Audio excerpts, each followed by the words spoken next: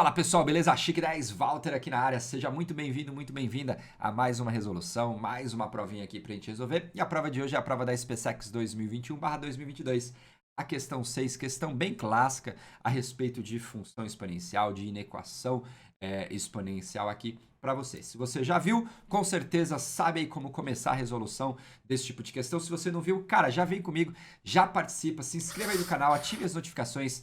Fique por dentro de outras resoluções e aprenda a resolver certas questões que com certeza irá te ajudar aí na hora da sua prova. Essa questão 6, ela fala o seguinte, olha só. O número de soluções inteiras que satisfaz a inequação é igual a quanto?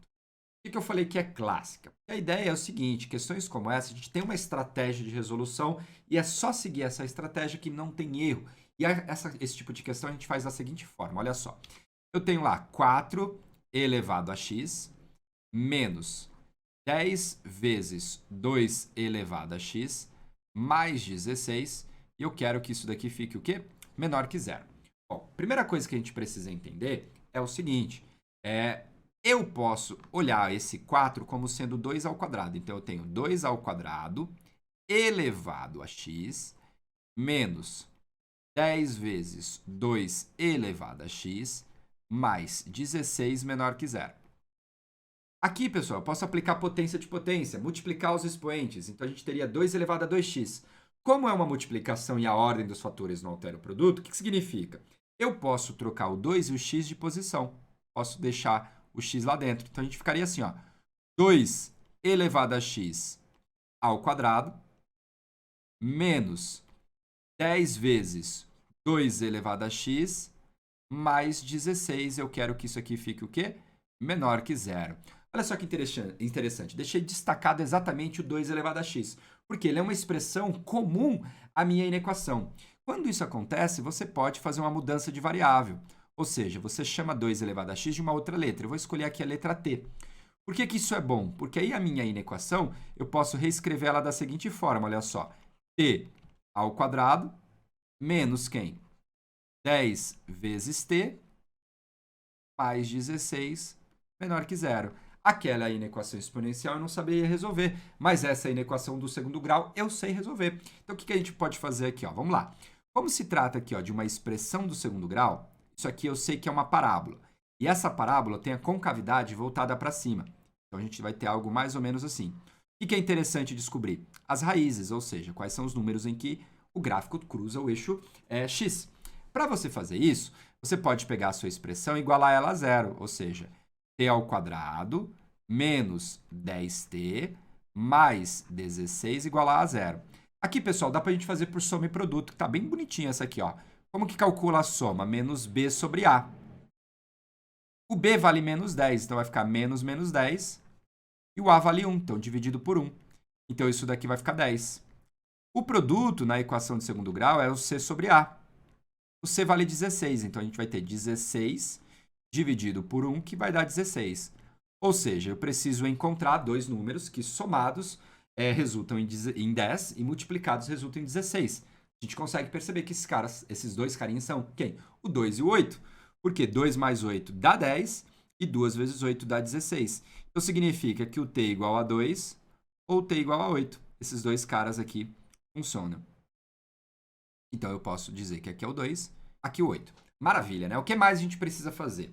Agora a gente precisa entender o sinal. Olha só que bonito. Ele falou pra gente que ele quer os valores onde essa função, essa expressão, ela é menor que zero, ou seja, ela é negativa. O que a gente vai fazer? A gente olha para o gráfico e pega a parte do gráfico que está abaixo do eixo x. Aqui é como se a gente tivesse o eixo x. Então, pensa comigo. Se você pegar um valor antes do 2, você atinge o gráfico indo para cima. Então, antes do 2, a minha função é positiva. Se você pegar um valor à frente do 8, você atinge o gráfico indo para cima. Então, a minha função também é positiva para valores maiores do que 8. Se você pegar valores entre 2 e 8, você atinge o gráfico indo para baixo. Então, a minha função ela é o quê? É negativa. E é justamente o que eu quero. Eu quero o valor os valores, né, onde essa minha função é negativa. Então, basta a gente pegar o t entre 2 e 8. Então, t maior que 2 e menor que 8. Só que o que acontece? A minha expressão ela não está em t, ela está em x. Eu preciso resolver o x da questão, não o t da questão, né? Então, o que a gente vai fazer? Perceba, o 2, eu posso olhar ele como sendo 2 elevado a 1. Então, a gente teria 2 elevado a 1 menor. O t é 2 elevado a x. Então, é 2 elevado a x. Por quê, Valdo? Porque a gente fez essa mudança. Ah, que bonita, ela está aqui. Isso daqui, por sua vez, é menor que o 8. O 8, pessoal, é 2 elevado a terceira. Então, isso aqui é 2 elevado a terceira. Aqui ficou bom. Por quê? O que aconteceu? Eu consegui comparar todas as bases. Ó, as bases são todas iguaizinhas. 2 elevado a 1 menor que 2 elevado a x menor que 2 elevado a 3. Isso só é verdade se o x for maior que 1 e menor que 3. Eu posso garantir isso por quê? Porque a função exponencial 2 elevado a x ela é crescente. Quando você tem uma função crescente, você não altera o símbolo da desigualdade aqui, ou seja, você não precisa inverter nada. Se você tivesse uma função decrescente, ou seja, estamos estudando, não se esqueçam disso. Se essa base aqui fosse um número menor do que 1, entre 0 e 1, então se fosse, por exemplo, meio, né? Meio elevado a 1, menor que meio elevado a x, o que vai acontecer? O sinal dessa desigualdade inverte. Então, isso a gente tem que sempre tomar cuidado aí na hora que a gente está trabalhando com funções exponenciais. Então, o meu x tem que estar entre 1 e 3. Mais que isso, pessoal, a gente tem que fazer uma aula de função exponencial para você entender todos os detalhes. E aí, não convém agora nesse momento. Então, nesse caso aqui, o que a gente fez? O que a gente fez, né? Como eu tenho aqui a minha expressão 2 elevado a 1 menor que 2 elevado a x menor que 2 elevado a 3, e o 2 é um número maior que 1, você tem uma função exponencial crescente, você compara os expoentes sem medo de ser feliz. Ou seja, 1 é menor que x menor que 3. Como o seu x precisa ser um número inteiro, por quê? Porque está no enunciado, então o x precisa ser 2.